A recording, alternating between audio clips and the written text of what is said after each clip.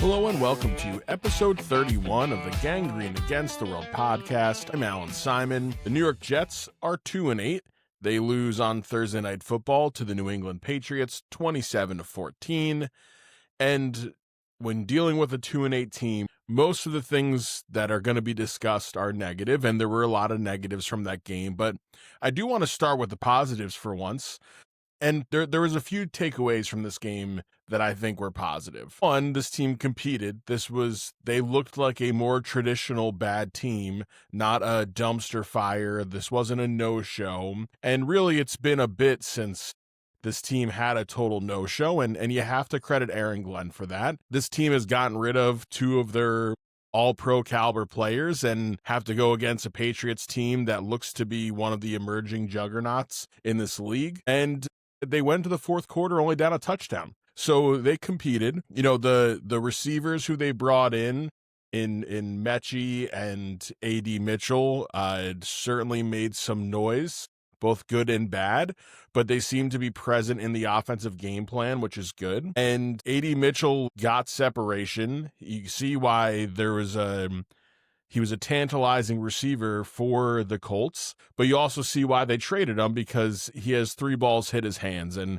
2 of them were not great throws. One of them across the middle is an inexcusable drop. I've been battling people on Twitter all day and all last night over the throws that Justin Fields made and whether they're A.D. Mitchell's fault. But any receiver is going to tell you, if you get your hands on the ball, you're supposed to catch it. And he created a lot of separation against one of the great corners in the league right now, but he needs to haul those in. And that's the difference between a guy like him and a guy like Garrett Wilson, who is going to be out until at least week 15, but I would not be surprised if this is the end of Garrett Wilson in 2025. So we're going to see a lot of Mechie. We're going to see a lot of A.D. Mitchell and see what this team has. You know, no Arian Smith sighting last night. Also did not have any noise from Breece Hall in the passing game, really. So there's a shift in focus right now, for better or for worse, on these young speedsters. And I think part of this season needs to be evaluating the receivers on this team, the Arian Smiths, the Mechies, and the Mitchells, to see who's part of the future here. And everyone's playing for their jobs right now. So the team didn't quit, though. Aaron Glenn has this team fighting.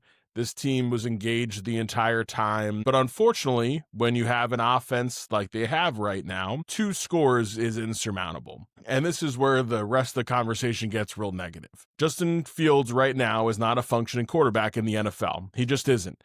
And there's Justin Fields stands, and there's the Ohio State fans out there that can't give up on the fact that although Justin Fields has a lot of physical gifts, and he seems like a good dude, and he certainly fought last night. It wasn't an effort issue for Justin Fields. He is unable to drop back, read a defense, and deliver a ball on time. He just can't do it. You know, his touchdown for 22 yards came on a broken play when a corner, falls down, literally trips over himself, leading to an open receiver and a touchdown. The offensive line has played really well, and they gave him plenty of time on that touchdown. They pick up a blitz package and let Fields run around a little bit to deliver a touchdown pass. The issue is that Justin Fields can't stand in the pocket and deliver a pass. And it doesn't help that the receiving core is thin. And it doesn't help that when a team decides, hey, we're going to make you beat us through the air, that they become a really stagnant running offense. Although early on, the running game looked really good, and they're doing the military academy offense. They're running the option on 3rd and 6, and they're doing whatever they can to move the ball. And you have to give them credit for that. And Justin Fields was a very effective runner. But if you're going to evaluate these receivers, and if you're going to give this team the best chance to win for the rest of the guys on that roster, Aaron Glenn needs to play Tyrod Taylor. Now, he certainly sounded different in his press conference today about the quarterback position. One, he actually spoke about it. And I think maybe someone got into his ear and said, hey, how you've been acting towards the media, it really just hurts you in the long run more than anything else. But Tyrod Taylor is a competent backup quarterback, and he can throw the ball a little bit and he get the ball downfield, and he will give you the best assessment of these receivers and also will give them the best chance to win. Now, if your goal is to lose games and you want to do it under the facade of, hey, we're trying to see if there's anything with Justin Fields, then you keep running him out there. This team is most likely not going to have a top 3 pick. This team isn't going to have their first choice of quarterback unless things go really, really wrong the rest of the way. So what you need to do is evaluate the receivers and offense the best you can, and that's by having a quarterback who can throw the ball. And if you look at this Jets offense, the Jets are averaging a league low 139.9 yards passing per game. That would be the lowest in the NFL since 2022, when, you guessed it, the Chicago Bears with Justin Fields average 130.5 yards per game. This isn't new with Justin Fields. He is athletically gifted. He has a big arm, but when he's playing the highest competition, there's a reason why he's lost jobs in 2 different places, and there's a reason why he was available for the taking for the Jets. I still think it was worth it. It was worth giving him a shot considering where they were, but it's been an epic failure, and he has been an epic failure, and there's really nothing left to see with Justin Fields. And anyone who's saying, hey, his numbers aren't that bad, the offense is really bad, it's the play calling, you're not watching the games, or you're being a contrarian. Your eyes tell you everything about Justin Fields. Even with a guy wide open on the touchdown pass, he double clutches because he has no confidence in what he's doing. He has no confidence in seeing a guy before he is open and throwing it into that spot. He needs to see a player already open in order to throw the ball. And you can do that in college. You can do that at Ohio State when you have the best receivers in the country. You can't do that in the NFL. So Justin Fields' performance was, again, really, really terrible last night passing. And he did get over 100 yards, and that's a very low bar to set. And 22 of those came with a corner who tripped over himself. But it also then takes shine away from the fact that this line is playing well. Membu had another nice night.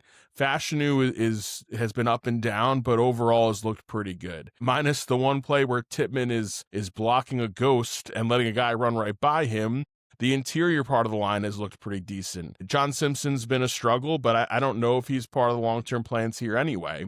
But how can you fairly evaluate them? Or, hey, do we re-sign Breece Hall? Like, all these things just don't give you a fair look if you have a quarterback who can't function. And right now, he cannot function at all. So Aaron Glenn has a big decision to make. If Aaron Glenn is the guy he said he was going to be in the summer, and he's going to hold people accountable, and he's going to do what's best for this team to win and do what's best to make this a team to be proud of, then you have to make the move. And I understand, even though Fields was really bad against the Browns at MetLife, throwing for 60 whatever yards, 44 coming on one screen pass to Breece Hall, it's a short week. It is harder to install a new quarterback, but Tyrod's also no rookie. Tyrod's been in the league forever. I think you could have done it. But now that you have a week and a half ahead of you to make a move and put Tyrod in, I think you do it. And it might just be best for Justin Fields to take a beat. He is really killing his long-term future in the NFL right now. He can be a nice backup because he is athletic and he can be a threat, but he is not a starting quarterback in this league. I think that's very clear. He's been in the league now 5 years. And we think we've seen enough. And the throws he made to A.D. Mitchell, and those are what I went a little viral with, was, that throw down the sideline. Yes, it lands, in the breadbasket towards the sideline over his shoulder for A.D. Mitchell. He has his guy beat. So if that ball's in front of him, he scores. And that's the problem I have. It's not just that, hey, the ball ended up going to a place where he could make a catch, but it still wasn't the right throw. And then the other throw on the sideline, in which he had 2 hands on the ball, he's wide open. I mean, he has plenty of separation where Justin Fields does not need to throw it behind him. And he does. And does he get 2 hands on it? Yes, he got to catch it. But it hurts A.D. Mitchell when these balls are not in a place where he can catch the ball and run with it. Mechie showed that he's got a lot of speed to burn. But if you're not playing on time and in rhythm, then you can't catch the ball in stride. You can't get yacked. You can't do all the things that you need to do to be a competitive offense in the NFL. And for another week, Breece Hall is just not a factor in the passing game. Last week he had the touchdown. That was his only reception. He only has 2 targets yesterday against the Patriots. And it's because Justin Fields isn't seeing the field well at all. He can't even check the ball down effectively. There's never a check down. He's going to run for it. And he ran really well yesterday. And that first drive was, an old school thing of beauty, running the ball, running the option. It all looked really good. but you can't do that for a full game. And when your defense isn't very good, you can't play from behind that way. So that's the Justin Fields of it all. And I expect, or at least hope, that Tyrod Taylor plays next week. But the other change that needs to happen this offseason, one of them being Justin Fields being gone. Two is Steve Wilks has to go. And Steve Wilks has been one and done in multiple places. You know, he's been a head coach. He's been an interim head coach. He never gets another year of that. He's been fired from many a defensive coordinator or defensive position because his defense is just boring. And also his decision-making is really poor. There were multiple moments yesterday that drove me nuts with him. One is you come out of a dead ball with 12 men on the field, and he's screaming and yelling to get him off. How do you not have the right personnel out there? And how don't you notice that out of the break, the wrong people are out there? You had plenty of time to realize that. And the other is this secondary is really thin, and it was a bad day for Brownlee, and it was a really bad day for Brandon Stevens. But because there's no more Sauce Gardner, and they are your 1 and 2 corners, they're going to be exposed. And the blitzes were not reaching the quarterback. Drake May is too good already at identifying blitzes and getting the ball out of his hands that you need to give that secondary help. And instead, on 3rd and 10, when you're trying to get a stop so you can tie the game up, he's sending a blitz package, and any good quarterback on 3rd and long loves to see a blitz because that means there's plenty of room to get the ball out of your hands.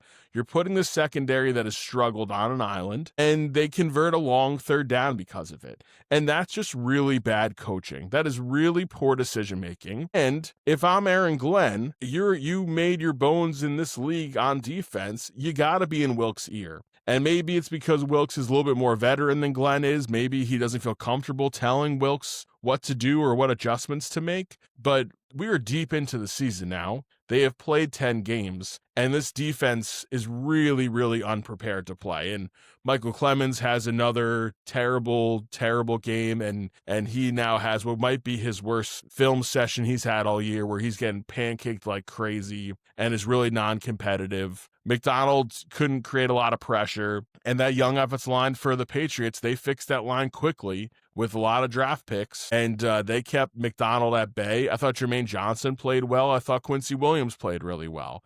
And those are your best players on this defense. Sherwood gets beat for a touchdown again last night. He looks lost in pass coverage always. I know he's tops in the league in tackling, but a decision has to be made about Sherwood. I don't think Quincy wants to come back, even if you wanted to sign him. I don't think he comes back. But this team is due for a real leader at middle linebacker. And I think that's what they have to try to find, this offseason, because Sherwood he's just a disaster against the pass. So the defense has been really poor, and you knew they weren't going to make enough stops. They made some stops. Again, they didn't get blown out last night.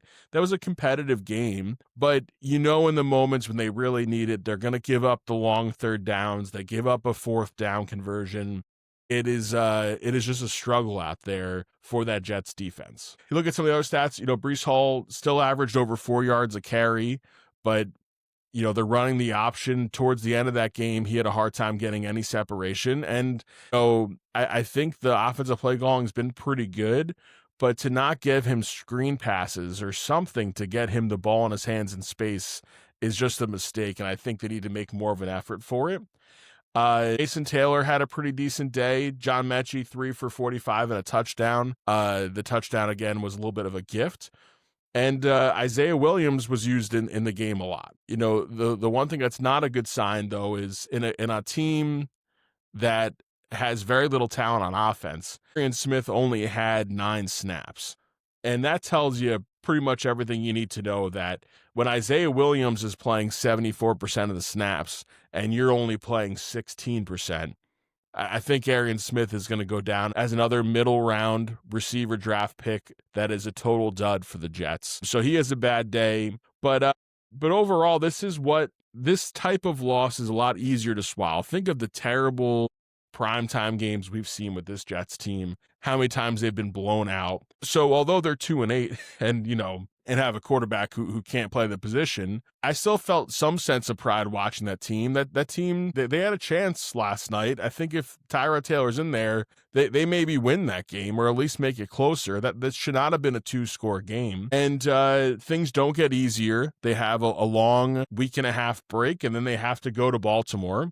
and then they're home against Atlanta, home against Miami. I think this team ends up finishing with 4 or 5 wins. And I think when it's all said and done, this will be about where a lot of folks thought they would end. Now, no one thought, or at least a few people thought, they'd start 0-7.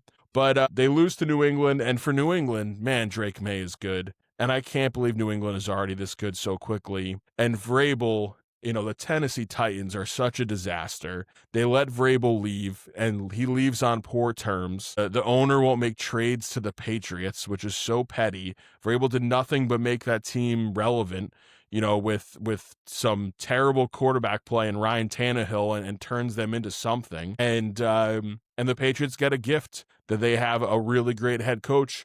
And Drake May looks like a really good quarterback, and he's going to be in the MVP discussion. And especially when, all you do is win 8 straight games like they have. And the Patriots schedule at Bengals, then the Giants, the Bills, Ravens, and then Jets and Dolphins. There's a lot of wins on the table. The Patriots could easily be the 1 seed in the AFC. And yet, this is a more likable version of the Patriots. Vrabel is a likable head coach. Drake May seems like a likable guy, but that'll turn sour real quick when we have to see them play deep into January again, when we thought it was done. It only took 5 years for them to turn it around.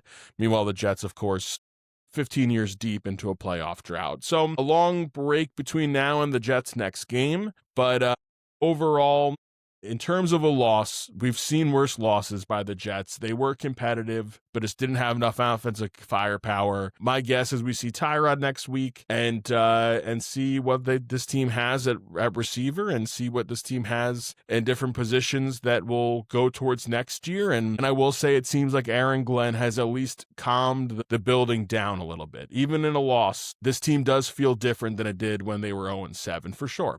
So this has been episode 31 of the Gangrene Against the World podcast. I'm Allan Simon. Thank you for listening.